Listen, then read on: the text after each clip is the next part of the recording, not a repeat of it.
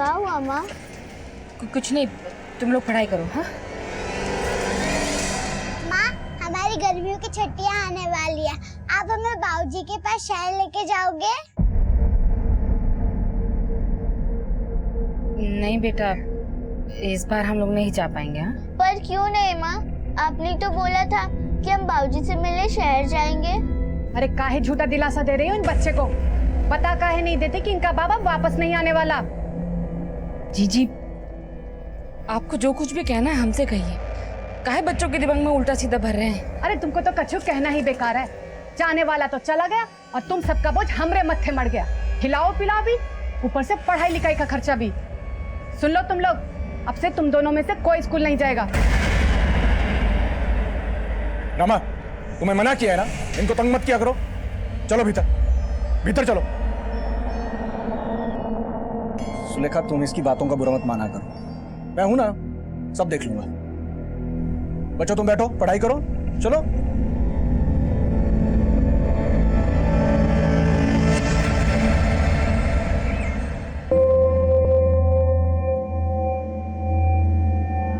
अब तुम्हारी बारी। अच्छा, तो इसलिए मुझे मार्केट भेज रहे थे ताकि इस नौकरानी के साथ रंगरलियां मना सको। कमरा साफ करने के लिए आई थी। सब समझती हूँ मैं, और तू चल निकल मेरे घर से, निकल।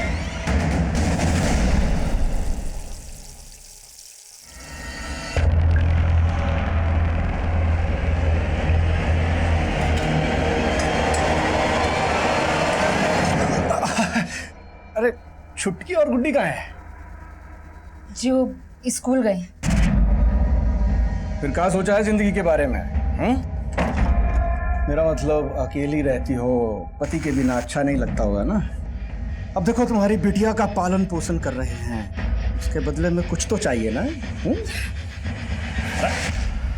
बात सुनो, देखो शुक्र मनाओ, हमने तुम्हें इस घर से बाहर नहीं जाने दिया। हमारी बात मान लो, सब आगे अच्छा ही होगा। सुन रही हो? क्या चल रहा है सब? कुछ नहीं। देखो तुमने ठीक कहा था, इस पर रहम नहीं करना चाहिए था। हमसे गंदा रिश्ता बनाना चाहती है। देखो गलत बात तो आप कर रहे थे जेठ जी। हमको क्या समझ में नहीं आता कि क्यों हमसे मीठा मीठा बोलते हैं। देखिए जीजी, हमारा घर जमीन हमारा हिस्सा दे दीजिए, हम अपने बच्चों का पालन पोषण खुद कर लेंगे। हिस्सा? क्या बोली तुम? हिस्सा चाहिए तुमको? तुम्हारा शरीर का ना बोलते बोलते नोच करके ना तुम्हारा हिस्सा कर देंगे। एक तो हमारे पति पे डोरे डाल रही हो, ऊपर से हिस्सा मांगती हो। सर, इस मकान की खुदाई में हमें 2 टांके कंक्रीट मिले, एक जो इस मकान की कंस्ट्रक्शन के टाइम पे यूज हो और एक उसके बाद का। ओम प्रकाश ने ये मकान मोहन राकेश को बेच दिया था कि ओम प्रकाश ने रीसेल में जिस दाम पर यह मकान खरीदा था उससे कम में उसे बेचा। एक बिल्डर अपने ही बनाए हुए मकान को कम कीमत पर क्यों बेचेगा? मैं कहता हूँ पूरे गांव पे शाप है, ये शाप। आज से अवध सिंह की पत्नी सुलेखा खा इस गांव में हुक्का पानी बंद किया जाता है। इन्होंने मेरी गाय को छुआ, गाय ने दूध देना बंद कर दिया। हाँ सरपंच साहब, ये डायन है, डायन। आप लोग शांत हो जाइए, पंचायत अपना फैसला सुनाती है। आज से अवध सिंह की पत्नी सुलेखा खा इस गांव में हुक्का पानी बंद किया जाता है। ना ही इसे कोई राशन देगा और ना ही इसकी कोई मदद करेगा। अगर किसी ने इसकी मदद करने की कोशिश की तो उसका भी हुक्का पानी बंद। आने वाले 7 दिनों में अगर यहाँ पर कोई अशुभ घटना हुई तो इस डायन को निर्वस्त्र करके पूरे गांव में घुमाया जाएगा। हाँ, बिल्कुल सही फैसला है पंचायत का, बहुत सही फैसला है सरपंच साहब।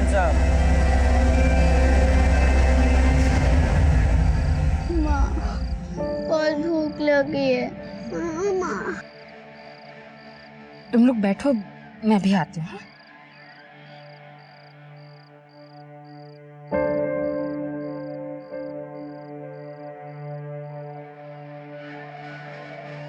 ये लो गुड़ का पानी, तुम दोनों थोड़ा थोड़ा पी लो। हाँ लो। माँ, गुड़ का पानी नहीं, दाल भात। माँ,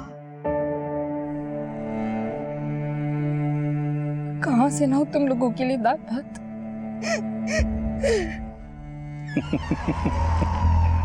हमको आंख दिखाना कितनी बड़ी गलती थी। हाँ? पेट भर रहे थे हम तुम्हारा, और तुमने तो अपने पांव पे ही कुल्हाड़ी मार दी। तो अब भी चाहे ना तो मैं तेरा और तेरे बच्चों का पेट भर सकता हूं।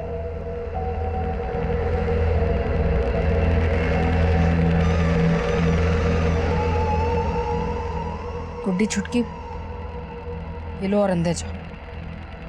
जाओ।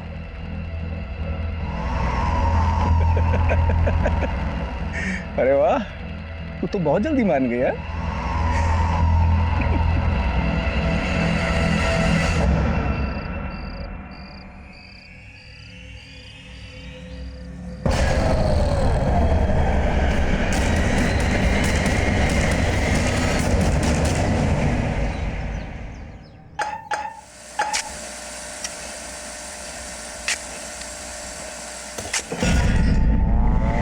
ठेकेदार साहब, क्या हुआ? ये देखिए हड्डी। एक काम करो, पूरा खोदो।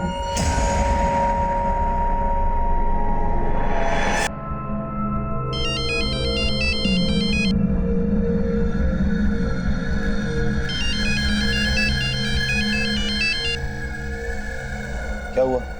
क्यों बार बार फोन कर रहे हैं? सर यहाँ बेडरूम के फर्श के नीचे खुदाई कर रहे थे तो 2 नर कंकाल निकले। क्या? अरे अक्ल की बैगन, तुझे कहा किसने था बेडरूम खोदने के लिए? अब सर टाइल्स लगवाना है और वायरिंग फिटिंग करनी है तो खुदाई तो करनी पड़ेगी ना। अभी किसी को कुछ पता नहीं चलना चाहिए। सर आप फोन नहीं उठा रहे थे तो मैंने पुलिस को कॉल कर दिया।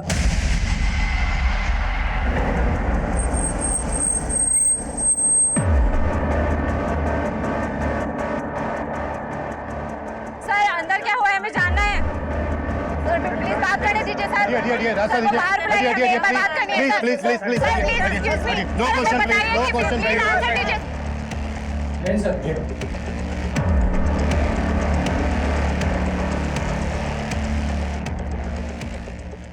सर इस घर का मालिक मनोहर लाल है और इस घर में जो ठेकेदार काम कर रहा है उसी ने मनोहर लाल को इन्फॉर्म किया था। देखो कुछ मिलता है के अंदर। सर घड़ी।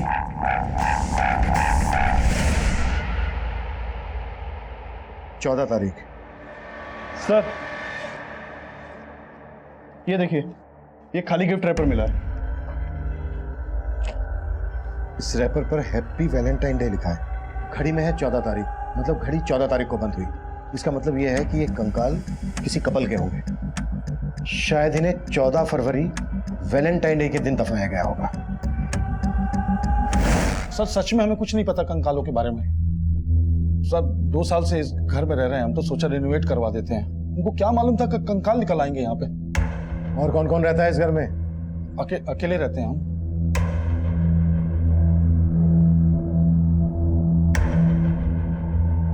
राठी, जिनके कंकाल हैं उन्हें कितने समय पहले दफनाया गया होगा? अभी ये बात बताना मुश्किल है सर, लेकिन पेल्विस को देख के लगता है कि एक स्केलेटन मेल है और एक फीमेल। सर किसी भी बॉडी को 1 साल दफनाने के बाद वो कंकाल में बदल जाती है। Thank you.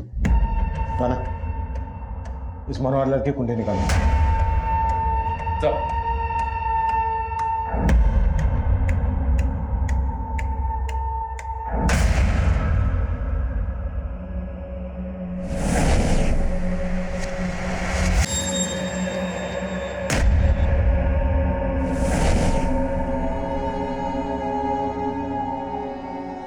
क्या हुआ चुटकी?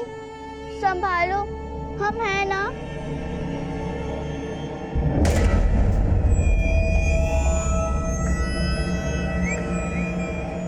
सर इस मकान की खुदाई में हमने 2 तरह के कंक्रीट मिले। एक जो इस मकान की कंस्ट्रक्शन के टाइम पे यूज हुआ और एक उसके बाद का। मतलब ये हत्याएं इस मकान के कंस्ट्रक्शन के बाद हुई हैं, जब ये मकान बन चुका है। Yes sir. उसके बाद बेडरूम में गड्ढा खोदकर इन लाशों को दफना दिया गया और उसके बाद कंक्रीट और टाइल से उसको कवर कर दिया गया। शर्मा, पता करो ये मकान कब बना था। कंकाल के साथ जो हमें हैप्पी वैलेंटाइन डे लिखा हुआ रैपर मिला है और 14 तारीख को बंद हुई घड़ी मिली है। 14 फरवरी और उसके आसपास की जितनी भी मिसिंग कंप्लेन है आसपास के सभी थानों में पता कर। आवाज लग रही है डियर आसू, बिजलियां गिराने का इरादा है। तुम्हारे लिए गिफ्ट लेकर आया हूं, ये पर इसे यहाँ मत खोलना, घर जाके। एक मिनट, एक अर्जेंट फोन है, आता हूं।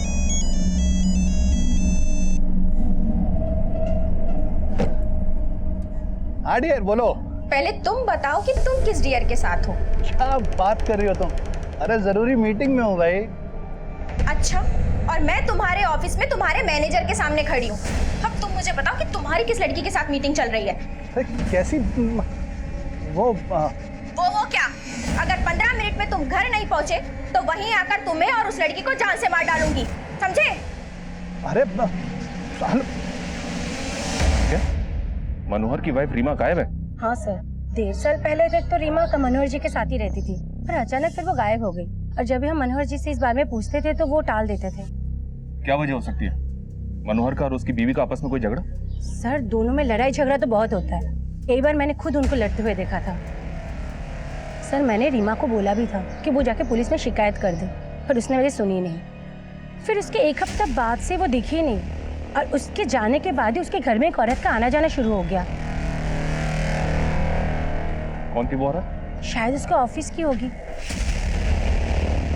गुड्डी, ये फल है ना, वो सुंदर अंकल को देके आना और उनसे 175 रुपए लेके आना। ठीक है काकी, चल।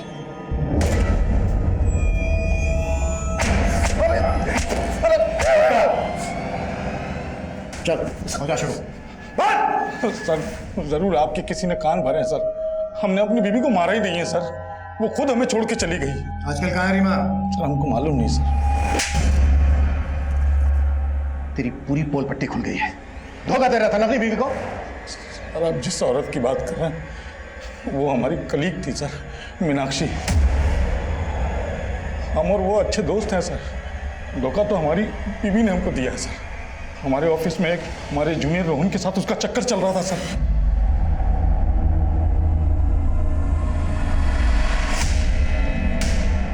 इसलिए तूने रीमा और रोहन को मारकर उस मकान के नीचे काट दिया, तो कंकाल मिले हमें वहां से। अब ये बोल, मीनाक्षी भी इसमें इन्वॉल्व थी? मीनाक्षी, मनोहर की बीवी गायब है और तुम्हारे दोस्त के घर से हमें 2 कंकाल मिले, और तुम्हारे ऑफिस हमने ये भी पता लगा लिया कि रोहन भी तभी से गायब है जब से रीमा। तुमने नहीं तो क्या अकेले मनोहर ने कांड किया है? अपनी पत्नी का पता बोल, हमें उसके मैके वालों से मिलना है। सर रीमा का यहाँ कोई नहीं था सर, और हम भी रीमा को अपनी शादी के सिर्फ 6 महीने पहले से ही जानते थे सर। रीमा मनोहर की दूसरी पत्नी है। पहली पत्नी तो 10 साल पहले ही गुजर गई थी। 2 साल पहले ही रीमा और मनोहर ने शादी की थी। सर वो कंकाल रीमा और रोहन के हैं ही नहीं, पुराना कांड है सर। कोई हमसे पहले जो रहता होगा ना, उसने किसी कपल को गाड़ दिया होगा वहां ले जाके। तेरे से पहले कौन रहता था वहां? सर ओम प्रकाश बिल्डर से लिया था हमने मकान। आज कहाँ ले जा रहे हो हनी? आज हाईवे रिसोर्ट पे कमरा बुक किया है तुम्हारे लिए। इसका फोन आ गया, 1 मिनट। हाँ बोलो। सर कहाँ हैं आप? क्या मेरी बीवी फिर से ऑफिस आ गई क्या? सर बीवी नहीं, आफत आई है। पुलिस को आपके घर से 2 कंकाल मिले हैं। क्या बकवास कर रहे हो तुम? किसने खबर दी है तुम्हें? सर अगर आपके पास फुर्सत है तो खुद चेक कर लीजिए।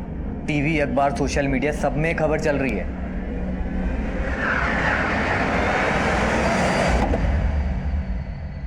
रुक, पैसे लेके आता हूँ।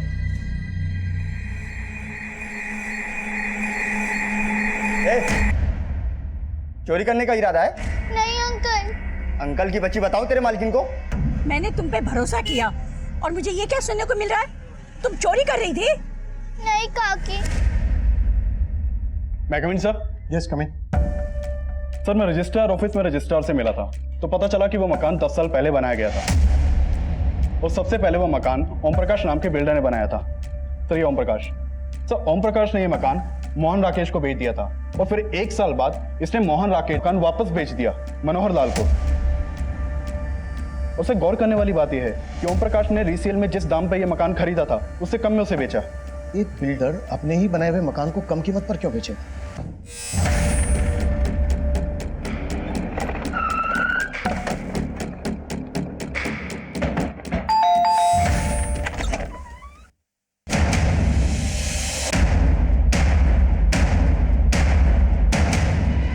आपने अपना मकान कम कीमत में बेचा। ऐसा होता नहीं है कि कोई बिल्डर खुद की बनाई हुई प्रॉपर्टी नुकसान में बेचे। नहीं, वैसी बात नहीं है साहब। क्या है, मेरे को फैमिली के लिए थोड़ा बड़ा घर चाहिए था, इसलिए मैंने वो घर निकाल दिया। बाकी और कोई बात नहीं है सर। कहीं ऐसा तो नहीं है कि कम कीमत में इसलिए बेचा क्योंकि 2 लाशें दफन थी जमीन के नीचे, उस कपल को मार के गाड़ दिया? कौन थे वो लोग जिनके कंकाल मिले हमें? सर ये आप क्या कह रहे हैं? मुझे कुछ भी पता नहीं है सर। मैंने वो मकान बनवाया जरूर था, लेकिन मैं कभी रहने के लिए नहीं गया। मैंने वो मकान मोहन राकेश को बेचा था सर। वो हापुड़ में रहता है। बाद में उसको वो मकान दोबारा बेचना था तो मैंने खरीद लिया सर। ये लीजिए, बाकी मैं ट्रांसफर कर दूंगा। सर वो दोनों नरकंकाल किसके थे मुझे नहीं पता है सर। हो सकता है सर वो मोहन राकेश ने कोई कांड किया हो। वो हापुड़ में रहता है सर। वो हम पता कर लेंगे, लेकिन बिना हमसे पूछे शहर से बाहर नहीं जाऊंगे। नहीं, बिल्कुल नहीं चाहूंगा सर।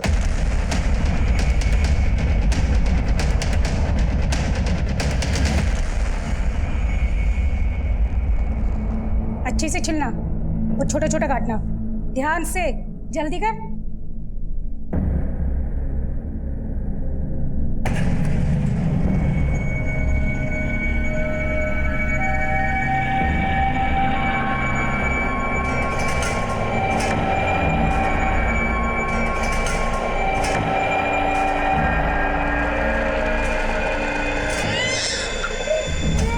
नन्हे, क्या हुआ? नन्हे,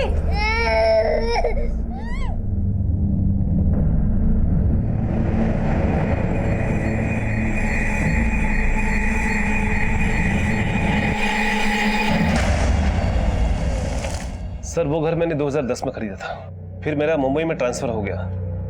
उसके बाद 2015 में मैं रिटायर हो गया। प्रॉपर्टी का कुछ फायदा नहीं था, इसलिए घर बेचने की सोचा मैंने। बिल्डर ओम प्रकाश को पता चला तो उसने वो घर खरीद लिया मुझसे। तब से लेके आज तक मैं अपने बेटे के साथ हापुड़ में रह रहा हूँ। कहीं ऐसा तो नहीं है कि पहले 2 लाशें दफन कर दी और उसके बाद घर बेच दिया? नहीं सर, कुछ समय के लिए मैंने वो घर किराए पर दिया था एक रिटायर आर्मी वाले को। चंदन सिंह नाम था उसका। आप घर की बिल्कुल फिक्र ना करें, अपने घर की तरह हिफाजत करूंगा। 1 साल तक चंदन किराया बराबर भेजता रहा। उसके बाद अचानक उसने पैसे भेजना बंद कर दिया। मैंने उसे बहुत कॉल किया, लेकिन उसने मेरे एक कॉल का भी जवाब नहीं दिया सर। फिर मजबूर होकर 2-3 महीने के बाद मैं उसे मिलने गया तो घर में ताला लगा हुआ था और चंदन का भी कहीं अता पता नहीं था। चंदन सिंह का फोन नंबर और कहाँ का रहने वाला था ये? हाँ, लगभग 1 साल रहा मैं उस घर में और फिर मुझे छोड़ना पड़ा क्योंकि किराया बहुत ज़्यादा था। 12 महीने का किराया तो मैंने एडवांस में दिया था। आप चाहें तो मेरे बैंक अकाउंट के स्टेटमेंट से चेक कर सकते हैं। राकेश लेकिन झूठ बोल रहा है कि मैंने उसे बिना बताए मकान खाली किया। ठीक है। चंदन का कहना है कि मोहन राकेश झूठ बोल रहा है। चंदन और मोहन राकेश दोनों की हिस्ट्री निकालो और पता करो कि इनकी पहचान में या परिवार में कोई कपल मिसिंग है क्या। मैं चेक कर रहा हूँ सर, पर इंक्वायरी में एक बात और पता चली है सर। इस ओम प्रकाश की एक बेटी है जो कई सालों से दिखी नहीं है। लोगों का कहना है कि ओम प्रकाश और उसकी बीवी तो ये बोलते हैं कि ये यूएस में सेटल्ड है। ये उसकी बेटी है सर। ठीक है, रीमा और रोहन के साथ साथ ओम प्रकाश की इस बेटी के बारे में पता करो कि वाकई में यूएस में है क्या फिर इसमें कोई ऑनर किलिंग का एंगल है। Okay sir. अरे अब तो मैं घर से बाहर भी नहीं जाता। अब किस बात की टेंशन ले रही हो? टेंशन तो मेरी जिंदगी में उसी दिन घर कर गई थी जिस दिन तुमसे मेरी शादी हुई थी। ये टेंशन मरने के बाद भी मेरा पीछा नहीं छोड़ने वाली।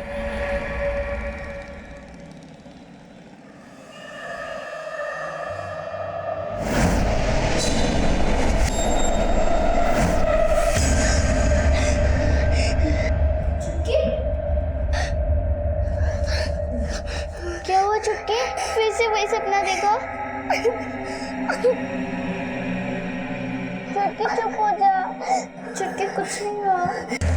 क्या हो रहा है ये? कुछ नहीं, वो बच्चे ने भयानक सपना देखा। क्या लोगों से?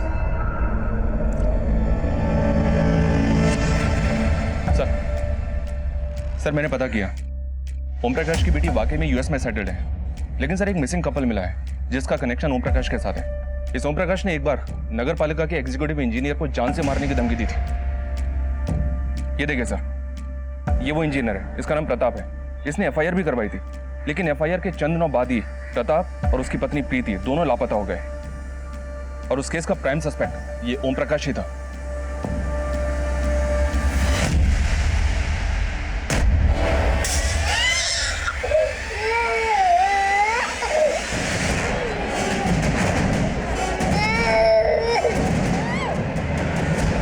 गरम चाय से जला दिया ना मेरी बेटी को। हाँ?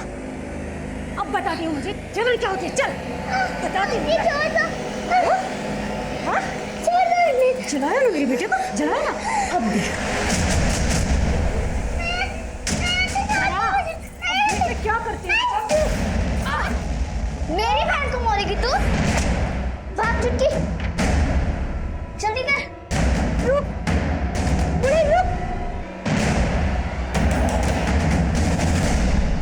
तो जानबूझ के टकराया था ना मुझसे?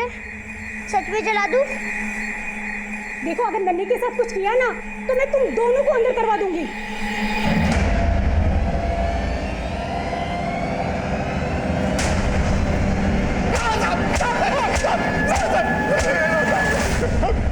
चल बोल, वो एग्जीक्यूटिव इंजीनियर प्रताप और उसकी पत्नी कहाँ है? बेवजह शक कर रहे हैं सर मुझ पर। सेशन कोर्ट ने भी मुझे बरी कर दिया साहब। मेरे खिलाफ कोई सबूत नहीं मिला साहब। सबूत तो अब मिला है। दो कंकाल मिले तेरे बनाए हुए मकान में, और वो केस भी अब फिर से खुलेगा। सर, बात सिर्फ इतनी सी है कि मैंने उस इंजीनियर को थोड़ा सा धमकाया था सर। सर, वो एक नंबर का भ्रष्ट आदमी था। डिपार्टमेंटल इंक्वायरी चल रही थी सर, आप पता कर सकते हैं उसके खिलाफ। उसको लगा कि वो अरेस्ट हो जाएगा, इसलिए वो गायब हो गया। सर, अब गाजियाबाद थाने में जाके पता भी कर सकते हैं, पर उसके गायब होने में मेरा कोई हाथ नहीं है सर। जब तक सच ना खुले ना।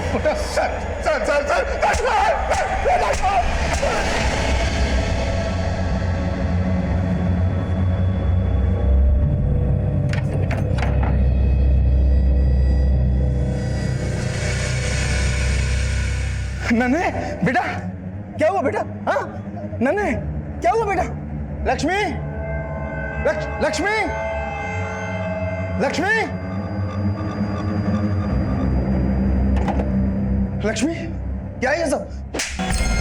तुम्हारे करतूतों की वजह से उन लड़कियों ने मुझसे और नन्हे से बदला लिया। तुमने उनके साथ ऐसा किया? छी!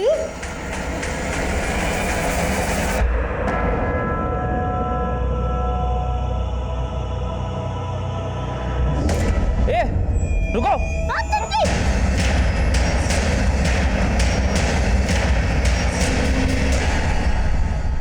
सर, इंजीनियर प्रताप और उसकी पत्नी प्रीति 3 साल पहले फरवरी से गायब हैं, और मनोहर की दूसरी बीवी रीमा और रोहन का भी अभी तक कुछ पता नहीं चल रहा है। इसके अलावा किसी और कपल के बारे में पता चला जो उस घर में रहने वाले चंदर और मोहन राकेश से कनेक्टेड हो? उनके बैकग्राउंड में ऐसा कोई कपल नजर तो नहीं आ रहा है जो मिसिंग हो।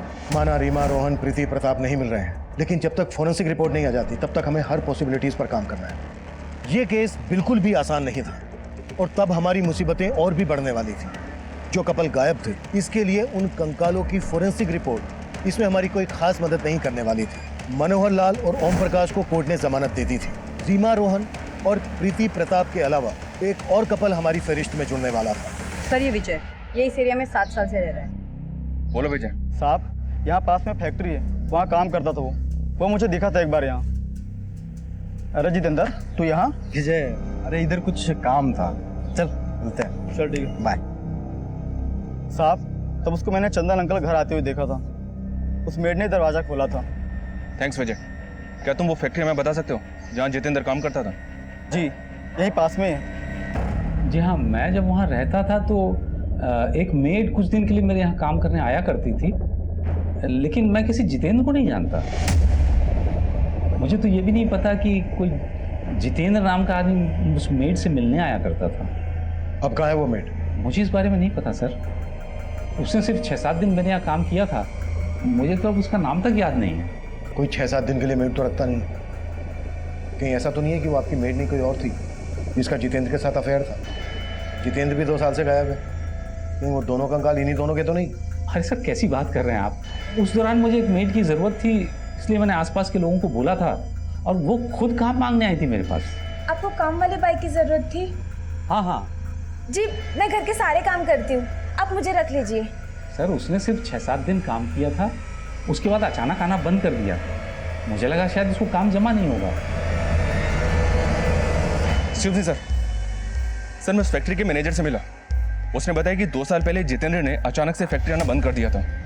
वो वहाँ डेली वेजेस पर काम करता था, इसलिए सबको लगा कि शायद उसने कहीं और काम पकड़ लिया होगा।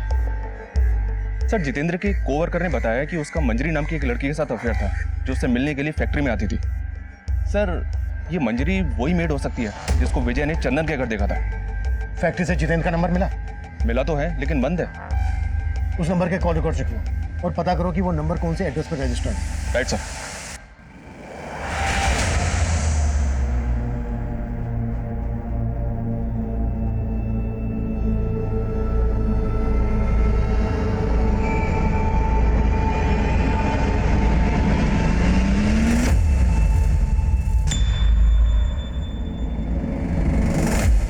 मैं कम इन सर? यस, कम इन। सर जितेंद्र का नंबर पिछले 2 साल से बंद है। उसके मोबाइल सर्विस प्रोवाइडर से उसका फोटो भी मिला है। ये नंबर मथुरा के एड्रेस पर रजिस्टर्ड था।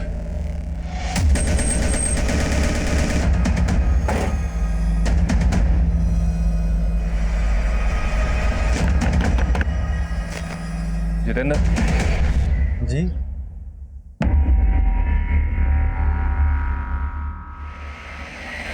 हाँ साहब, मैंने ही चंदन अंकल के यहाँ काम किया था। तुम्हारा नाम? जी मंजरी। तुम मेरठ में कहाँ रहती थी? जी वो संगम नगर है ना, बस वहीं पे। जितेंद्र, तुम्हारा मोबाइल पिछले 2 साल से बंद है। क्यों अचानक से मेरठ से मथुरा?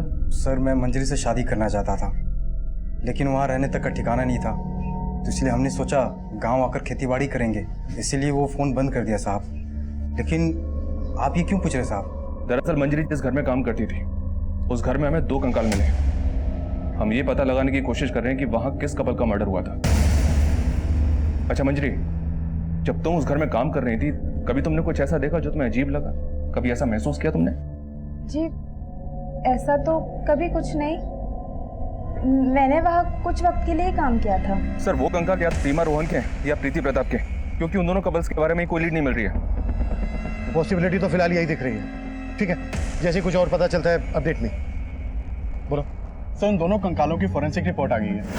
सर जैसा कि हमें पता चला है कि उन दोनों कंकालों में से एक मेल है और एक फीमेल। सर फोरेंसिक रिपोर्ट से ये पता चला है कि मौत के समय जो मेल कंकाल है उसकी उम्र 45 से 50 होगी और जो फीमेल कंकाल है उसकी 20 से 25।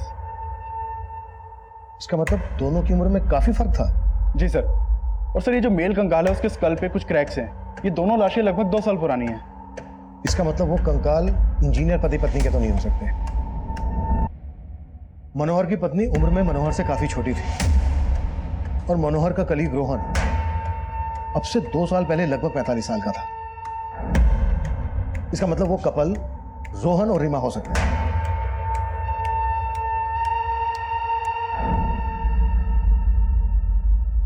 राणा, मनोहर को लेके आओ क्विक। मैं कम इन सर? यस कम इन। सर जितेंद्र और मंजरी ने जो अपना एड्रेस दिया था मेरठ का वो गलत निकला। व्हाट? मंजरी और जितेंद्र ने गलत एड्रेस दिया था?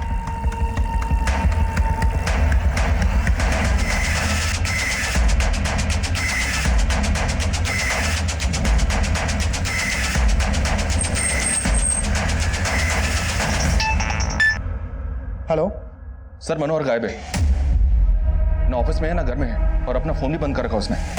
व्हाट? मंजरी और जितेंद्र भी गायब है? हाँ सर, पड़ोसी ने सुबह उन्हें बैगेज के साथ जाते हुए देखा है। उन दोनों के करंट फोन नंबर्स भी बंद हैं। इनकी एक एक डिटेल चाहिए मुझे। पता करो कि मनोहर के साथ इनका क्या कनेक्शन है। Okay sir. माना मंजरी और जितेंद्र की इंटेंशन हम पहले नहीं समझ पाए, लेकिन ये मनोहर हमारी नाक के नीचे से कैसे गायब हो गया? कैसे भी करके मनोहर मुझे अंदर चाहिए, कहीं से भी खोद के निकालो उसे, लेकिन जल्दी। सर मंजरी और जितेंद्र को पहले हम विक्टिम मान रहे थे, लेकिन ये तो खिलाड़ी निकले। मंजरी चंदन के यहां पर मेट थी। हो सकता है मंजरी ने जितेंद्र के साथ मिलकर चंदन के एब्सेंस में ये कांड किया हो। आई फील मनोहर का इन दोनों के साथ कनेक्शन होगा। इन सब के पिछले 2 साल पुराने कॉल रिकॉर्ड्स निकलवाओ जल्दी। सर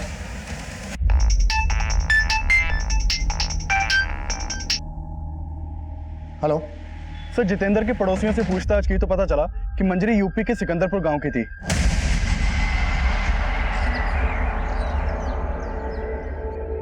मंजरी को यहाँ गांव में पहले गुड्डी बुलाते थे। उसकी एक छोटी बहन चुटकी भी थी, उसका नाम पलक था। 10 साल पहले मैंने उनको आखिरी बार देखा था। अगर मैंने उन्हें नहीं बचाया होता तो उन बेचारियों का भी वही हश्र होता जो उनकी माँ का हुआ। अरे वाह, तू तो बहुत जल्दी मान गया। वो हमारा सिर्फ दाना पानी बंद करवा सकता है, अपने वासना की भूख नहीं मिटा सकता, समझो? जिंदा नहीं छोड़ोगे।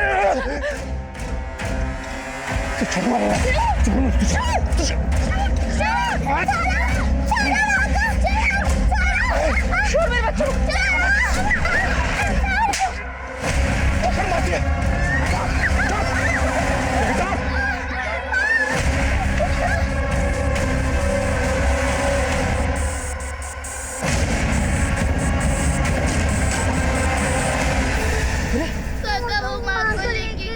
चिंता मत करो, मैं हूँ तुम्हारे साथ। चलो आ जाओ, चलो।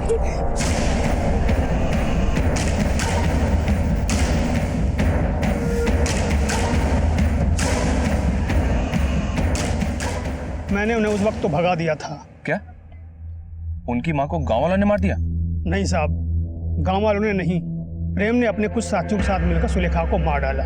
गांव वालों के लिए सुलेखा पहले से ही डाइन साबित हो चुकी थी। उसकी मौत पर आंसू बहाने वाला कोई नहीं था। तरह तरह की भ्रांतियां भर दी गांव वालों के मन में। उसका फल मिला उसे, तिल तिल के मरा। 2 साल तक खाट से नहीं उठा मरने से पहले।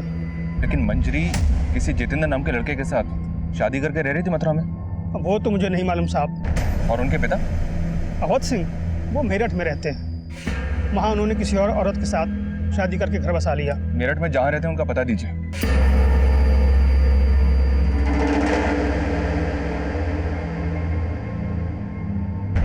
अपनी माँ की हत्या के बाद वो शहर चली आई थी।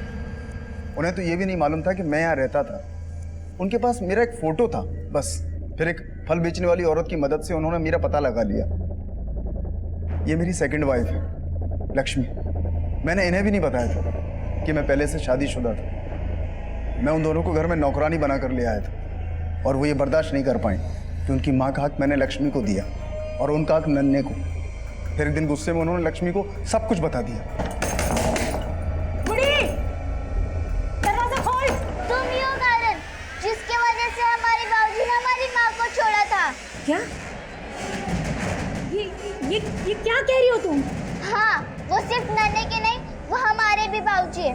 और तुम हमें नौकरों की तरह मारती हो, लेकिन अब नहीं सहेंगे हम। अब हम नन्हे को मारेंगे।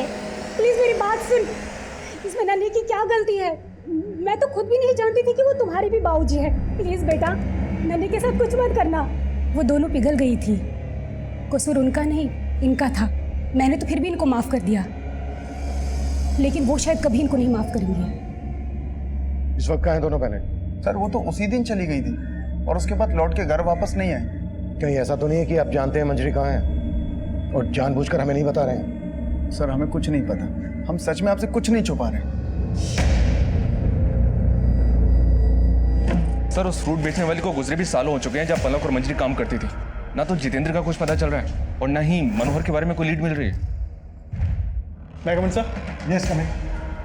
सर मंजरी 2 साल से जितेंद्र के साथ जहाँ रह रही थी वहाँ कभी किसी ने पलक को नहीं देखा। और जितेंद्र के पड़ोसियों को तो ये तक पता नहीं कि मंजरी की कोई छोटी बहन भी है। इसका मतलब मंजरी के साथ साथ उसकी छोटी बहन पलक भी 2 साल से गायब है। गायब तो मनोहर भी है सर, और उससे हमें उसकी पत्नी रीमा के बैकग्राउंड का पता नहीं चला। तुम कहना चाह रहे हो कि पलक ही रीमा है और पलक नाम बदलकर मनोहर की जिंदगी में आई। इसी वजह से जितेंद्र और मंजरी के साथ साथ मनोहर भी गायब है। अब तक जो बातें सामने आई हैं उससे तो यही लगता है कि मंजरी अपनी छोटी बहन पलक को लेकर बहुत प्रोटेक्टिव थी। अगर पलक का मर्डर हुआ है तो फिर मंजरी भागी क्यों? क्या मंजरी भी अपनी छोटी बहन पलक के मर्डर में इन्वॉल्व है?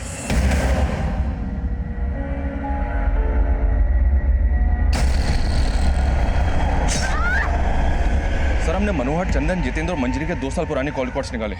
मनोहर का जितेंद्र और मंजरी के साथ तो कोई कनेक्शन नहीं मिला है, लेकिन चंदन, जितेंद्र और मंजरी के कॉल रिकॉर्ड्स में एक कॉमन नंबर मिला है। वो नंबर किसी सोनलाल का है। ये सोनलाल है सर, और इसका फोन भी 2 साल से बंद है।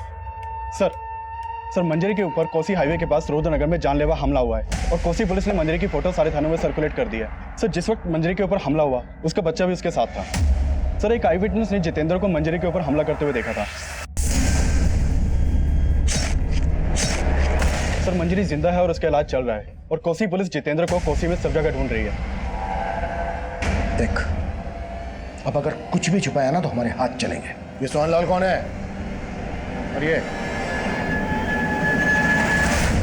रीमा मंजरी की छोटी बहन पलक है ना?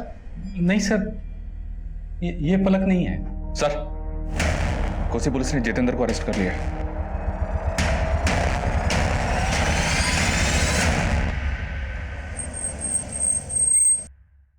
मैं और छुटकी हमेशा माँ से पूछती थी, माँ हमारी गर्मियों की छुट्टियां आने वाली है, आप हमें बाबूजी के पास शहर लेके जाओगे? लेकिन माँ कोई ना कोई बहाना बना के बाहर टाल लेती थी। तब हमें समझ नहीं आता था माँ बाबूजी की बेवफाई की सजा काट रही थी और मेरे ताऊ तो मेरे बाऊजी से भी गई गुजर निकले। अपनी गंदी नीयत पर पर्दा डालने के लिए उन्होंने पूरे गांव के सामने मेरी माँ को डायन साबित कर दिया। आखिरी बार माँ की शक्ल भी नहीं देख पाए हम दोनों बहनें। हमें बस इतना पता था कि हमारे बाऊजी यहाँ मेरिट में रहते हैं, तो हम दोनों बहनें मेरिट चले आए। फिर फल वाली काकी ने हमारे बाऊजी को खोज तो निकाला, पर वो कई सालों पहले हमें पराया कर चुके थे। हम वहां से भी निकल गए। सोचा उनकी दहलीज पर कभी कदम नहीं रखेंगे। हम काकी के पास लौट रहे थे, तब फिर सोहनलाल आया हमारी जिंदगी में। कहने को वो हमारा मसीहा था, उसने हमें उन लड़कों से बचाया था। वो हमें अपनी नई जिंदगी देने के लिए अपने घर ले गया। बोला कि अरे ये तुम्हारा ही घर है, बैठ। देखो, आज से मुझे ही अपना पापा समझना है और आज से तुम दोनों की सारी जिम्मेदारियां मेरी। उसने हमें पाला, पढ़ाया, सब किया, लेकिन उसकी नीयत डोलने में वक्त नहीं लगा। कट रही थी। फिर जितेंद्र हमारी जिंदगी में आया। मैं मंजरी के लिए किसी हद तक जा सकता था साहब, लेकिन तब तक उसने बताया नहीं कि उसका मुंह बोला बाप सोहनलाल उसका रेप करता था। सिर्फ सोहनलाल ही नहीं, उसका दोस्त चंदन भी।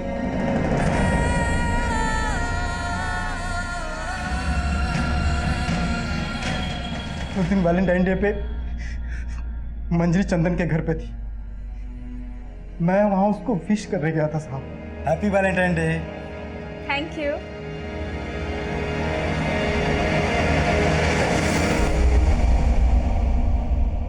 ये क्या हो रहा है मेरे घर पे? हाँ? एक और तू साले तेरे इतनी मजाल, तू मेरे घर पे। अगर मैं उस शैतान को पहले ही मार देती तो आज मेरी चुटकी।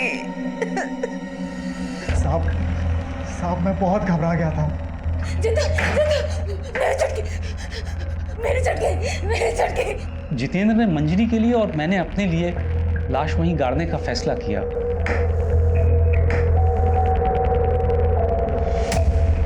जब माँ गई तो एक चुटकी ही थी।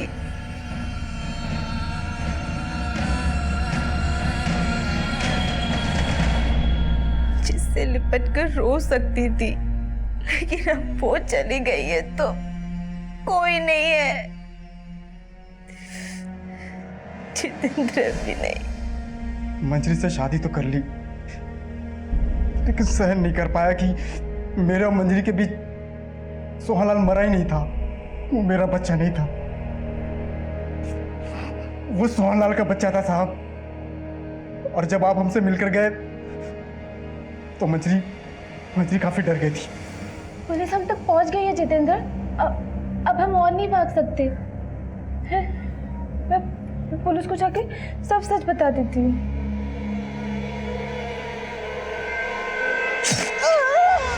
मर जाती तो जरूर पछतावा होता साहब। अगर अभी कोई पछतावा नहीं है, जिंदगी ने जो दिया है सब कुछ आपके सामने रख दिया। बस इतनी सी गुजारिश है कि मेरी बेटी वो बने जो मेरी और मेरी छुटकी की किस्मत में नहीं था।